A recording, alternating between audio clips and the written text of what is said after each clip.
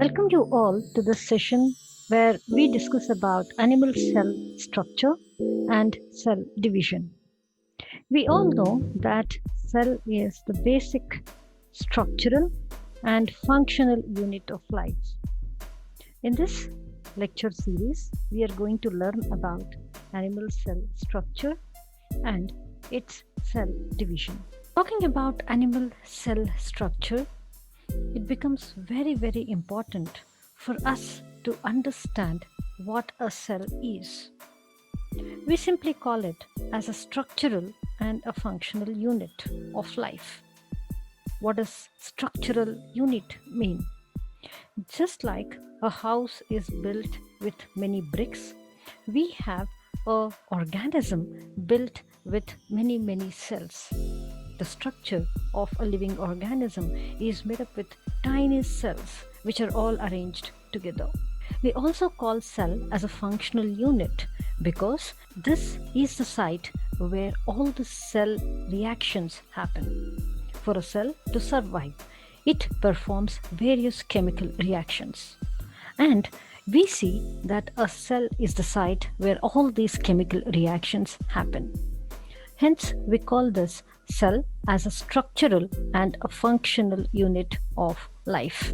Talking about the history of cell, the cell was first discovered by Robert Hooke. Robert Hooke was the first person to look at cells. He saw some small tiny compartments in the cork cells and he said, okay, so I am seeing tiny cells here, tiny regions, and he called it as cell. Cell basically means a small region, a small cubicle, a small entity as such.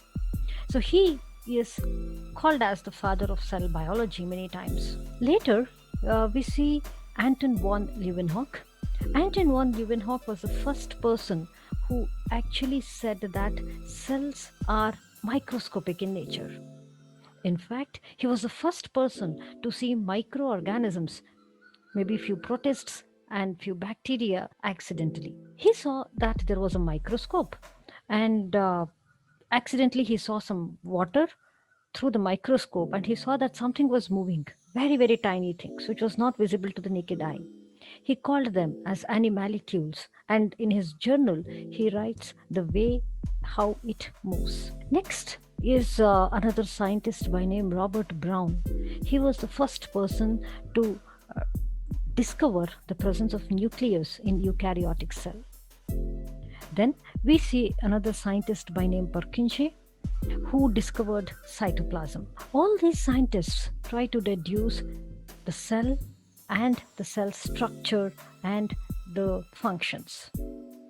It was Schleiden and Schwann, a botanist and a zoologist, respectively, who actually came up with one theory called as the cell theory. Cell theory states that all the living organisms are made up of cells, and these cells are responsible for giving the characteristics of life to any organisms. Rudolf Virchow said that cells can come only from the pre-existing cells. So these are some of the great scientists who tried to shape the cell biology study. Talking about an animal cell, it is slightly different from that of a plant cell or even a prokaryote.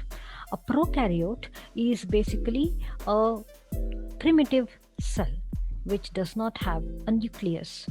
Whereas when I call it as a eukaryote, eukaryote has a prominent nucleus. In an animal cell, we see that the nucleus is at the center of the cell. Surrounding that, we see few structures which is called as the endoplasmic reticulum. Many times you can see some small organelles, black dot-like structures that are present here, which we call as the ribosomes. Along with that, we see many other organelles called as the lysosomes, ribosomes, Golgi complex, and microtubules, peroxisomes, and all that.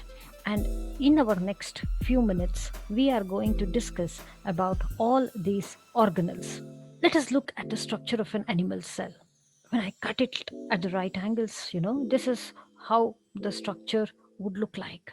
You can see that outermost membrane is the one which is holding all the interior parts of the cell together. It's more or less like a sac, you can say. And this sac like structure is holding many small tiny organelles. We call them as organelles because they are not organ in itself, but you can see that they perform a very specific function, right? So this study of the cell and all the structures that are present in the cell is a part and the basic thing that we learn in cell biology. So let us start our journey by studying about what exactly do we see inside a cell. The first thing that we should learn when we are learning about cell is about the cell shape. You know what? Cell shape is highly varied. It is not constant. It is not that all the, just like how all the bricks looks the same. You see that cell shape is not like that. It is highly varied. Many times you see that the cells are spindle shaped. Sometimes you see that the cells are elongated. Sometimes you see that the cells are oval. Sometimes you see that the cells are cuboidal. Many times you see some cells can be branched also. And we have the very famous example, amoeba, where you see that the cell has no specific shape at all. Wherever the food is, you see that it grows and it covers itself and then it starts eating it. You know, that exactly is how varied the structure of a cell shape is. Now, that should be interesting because many times we see that the shape of the cell is linked to the function of the cell as well, which we will be studying in detail maybe in our higher classes. The next most important thing is about the size of a cell. You know what? We say that a cell is microscopic. In the sense, I cannot look it through my naked eye. For it to be visible, I have to look it under a microscope. Great.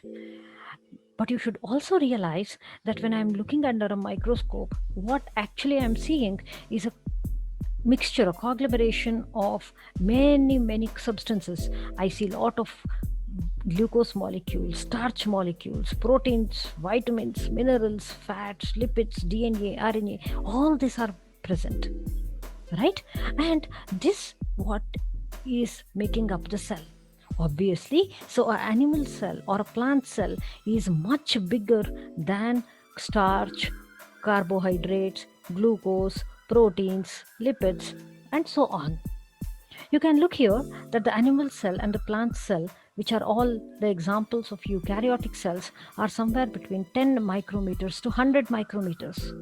Whereas a prokaryotic cell is much lesser than that size. It's around 1 micrometer. Now, whether I'm talking about a plant cell, animal cell, or a bacterial cell, you see all these are made up of proteins, it is made up of lipids, it is made up of various kinds of atoms. Right? So, you should just remember that our cells are obviously much bigger than atom. Okay? And these atoms would make up compounds, certain chemicals, and these chemicals make up our cell. Okay, and to see anything of this kind, anything that is higher than 100 nanometers, I would say, we prefer to see it through a light microscope. To know more about the light microscope, you will have to wait because that will be done in our future sessions. The next important thing is about the cell number and the cell volume. The cell number is something that is very interesting. You know what? There are many organisms which are just made up of one cell. Take the example of our very famous amoeba. It is just one cell. And this one single cell has the ability to make up all the functions of the cell. It breathes, one single cell, it is breathing, it is digesting its food, it is excreting its food, it is respiring, it is sleeping, it is moving. It does all the work that an organism does. So such a single cell which performs all the functions that is required and seen in a life form, we call them as unicellular organism. But as the evolution progressed, we see that that was slightly difficult, and that is when there is multicellular cells that came across. So many cells came up together, and they started to work together. In certain kinds of algae, you see that many similar kind of cells, they come together and they function as one unit.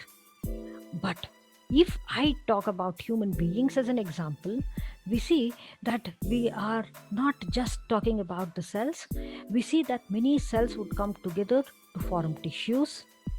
This tissue performs one particular single function, and these tissues, many of such tissues would actually come together to form an organ, and these organs, many of them, would give us organ systems, and many such organ systems would finally make a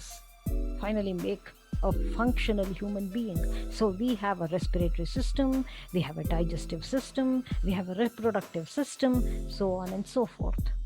So you see that the number and cell volume is something that is quite important. Also, the cell volume is very, very important, because always the cell volume is constant for a particular type of cells. Very soon you should understand the relation between the surface area and the volume. This surface area and volume is actually, the ratio is going to decide on the cell shape and the cell's size as well, right? So that is about the cell number and the volume. Moving on, let us talk about the plasma membrane. Plasma membrane is the outermost layer of the cell. I told you that the cell is more or less like a sac. It is holding all the components inside a layer, right? Now that layer is what we call as the plasma membrane.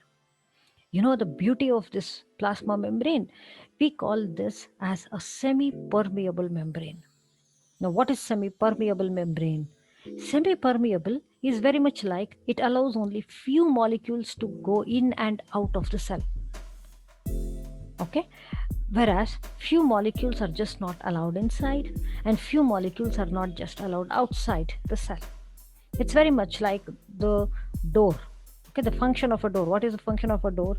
You peep through the window and you see if you know the person who is ringing the bell. If you know the person, you will open the door, ask them to come inside. Whereas if you do not know, maybe you will not even open the door and you send them away.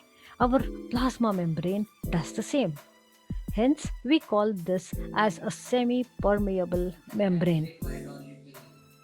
Now, when semi-permeable membrane is there, you see that this is made up of something called as the lipid molecules. A lipid molecule, or many times we also call it as a lipid bilayer. We call this as a lipid bilayer. A lipid molecule is a slightly different kind of, I would say, molecule, because this lipid molecule generally has one head-like structure and it has a tail-like structure. This head is water-loving. It loves water. So we call this as hydrophilic, right? Whereas this is what we call as hydrophobic. This is what we call as hydrophobic, means it hates water. So we have hydrophilic region and we have the hydrophobic region. Right? Now, in this hydrophilic and hydrophobic region, you see that always the structure is arranged such that, hydrophilic region is always exposed to the outside cell, and it is also exposed to the inside cell. This is the inside cell and this is the outside cell, and this is more or less like a wall, you can say. You can see that the hydrophilic region is the one that is exposed, and what is in the center is the hydrophobic region. So they arrange themselves very beautifully, and hence this arrangement of lipid molecules is what we call as a lipid bilayer. It's called as a lipid bilayer. Along with the lipid molecules, the most important component that you also see in plasma membrane is the presence of proteins. These proteins are very important because they are the ones which allow certain molecules to pass through them. Okay, so you can see that there is some kind of channel here, so you can see some molecules that helps to pass through, to pass through here. Sometimes you can also see some proteins here in this form where you can see that it is all kind of giving support and rigidity to the membrane.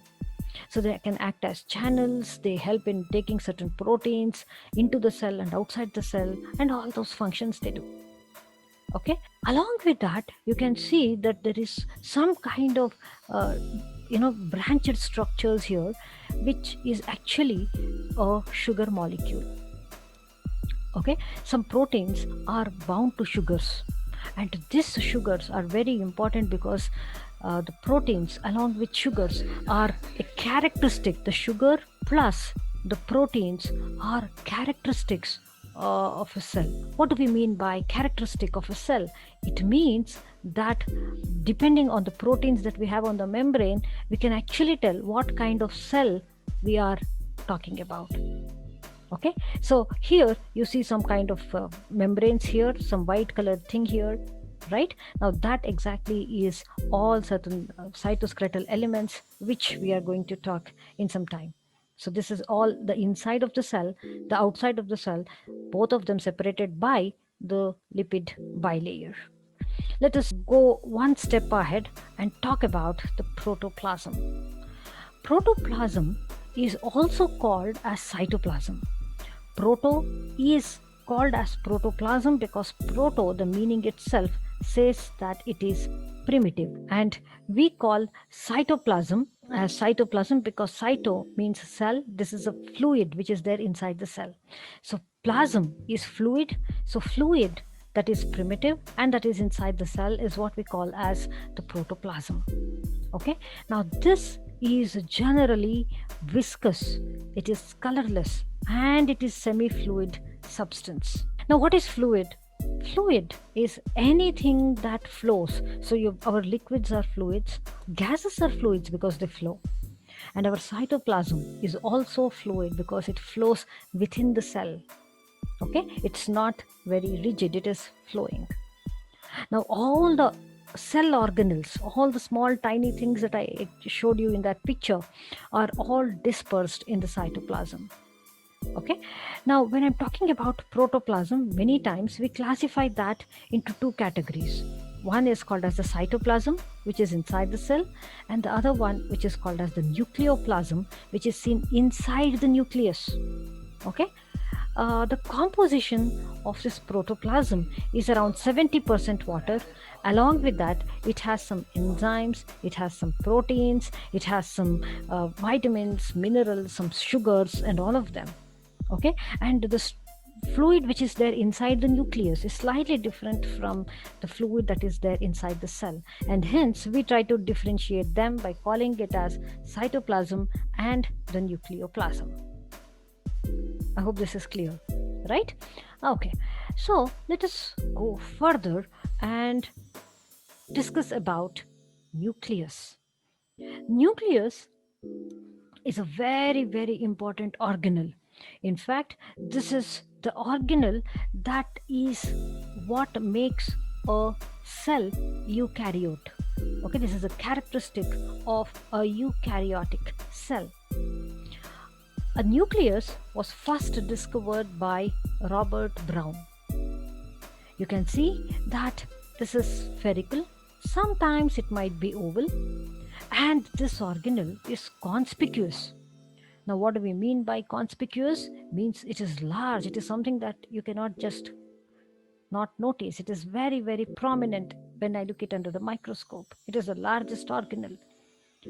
Okay, now in a plant cell, most of the times you see it is slightly smaller and it is somewhere in the corner, whereas in an animal cell, because we are discussing about an animal cell today, you see that it is more or less towards the center of the cell. It is more or less towards the center of the cell, and this nucleus is always having a nuclear envelope. It is covered by a membrane.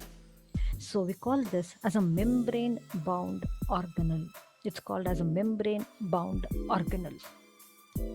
Now, because I call this as a membrane-bound organelle, okay, this kind of organelles are absent in a prokaryote. Membrane-bound organelles are characteristics of eukaryotic cells. So you have a membrane-bound organelle here. Okay, so you can see the membrane-bound organelle and you can see the membrane very, very well. Now this membrane is actually two-layered. It's a bilayered membrane, and we call them as karyotheca. Okay, and when I'm talking about the membrane, you can say that this is one membrane and this is another membrane. So in between you have some space, right? We have some space. This new space is what we call as the perinuclear space. We call this as the perinuclear space. The best part about nucleus, which is a characteristic, is that it has small pores on the outermost membrane. You can see that this is also a semi-permeable membrane. This is also a semi-permeable membrane and is very, very important because this has some thread-like structures. I hope you can see here. This thread-like structure is what we call as the chromatin material. It is called as the chromatin material. Okay, now this chromatin material is actually the genetic material that we have. It's something called as the blueprint. Okay, and this is the only place where we can see the chromatin material. Okay, and here you can see a dark blue colored structure. We call this as nucleolus. We call this as the nucleolus. Nucleolus is very, very important small organelle which is dense, always spherical, and this is the site for RNA synthesis. Okay, there is one type of RNA which is called as ribosomal RNA. You will know more about all this in some time, but this is something which is very important for making the ribosomes. Okay, so that ribosomal RNA is produced here in this nucleolus. So the whole nucleus is very prominent and occupies the central region of an animal cell, right? Okay, so now we know about this. Talking about the chromatin material. This chromatin material is more or less very, very thin structure. But if I keep this thin structure, it can make knots. It can also break. So what happens in our cells is this thin structure is condensed. It is made thick, and it is kind of rolling on itself such that this small thin filament becomes a chromosome. Okay, I'll tell you one fact. If I take this DNA and start measuring its length, I can go up to moon and come back. That is the length of the DNA I have in my cell, right? But I don't want it to get knotted here and there. I don't want it to cut by itself.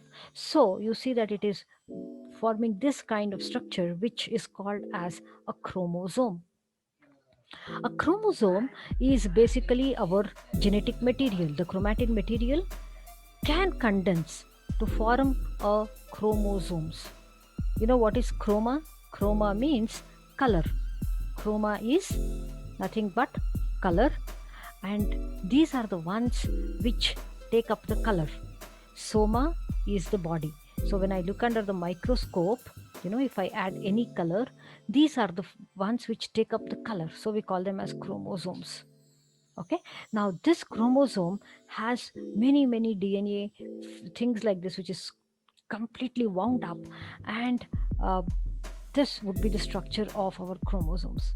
Now what is very important to us is this region that you are seeing here. Now this region is very important for us because we call this region as centromere. We call this region as centromere. Centromere is the region where you have two chromatids joined together. Oh my God, ma'am, what are you telling? What is chromatid now? Okay, chromatid is basically these things that you are seeing. Okay, you can say that this is what we call as a chromatid. Actually, what would happen is I would have a centromere here, and this centromere would have a chromatid. Okay, now this chromatid, we also call it as arms. Okay, we call this as the P arm, and this we call it as the Q arm. Okay, we have the P arm and the Q arm.